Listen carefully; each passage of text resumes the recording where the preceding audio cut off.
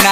ಜೀವನದಾಗ ನೀ ಉದ್ದಾರ ಆಗಲು ಬರೆದು ಕೊಡ್ತೀನ ಬರೇ ಮಂದಿದೆ ತುಂಬ್ಯಾದ ತೆಲೆಗ ಹಿನ ನಿನ್ನ ಸಾಕತ್ತೇಟದ ಹಚ್ಚೋಲೆ ಉದ್ರಿ ಮಾತಾಡಬೇಡ ಬಾಯಿ ಮುಚ್ಚೋಲೆ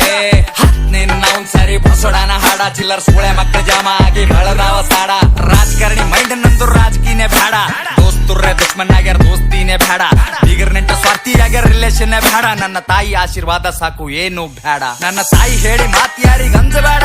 ನಮ್ಮಪ್ಪ ಹೇಳಿ ಮಾತಿಯಲ್ಲಿ ಬಗ್ಗಬೇಡ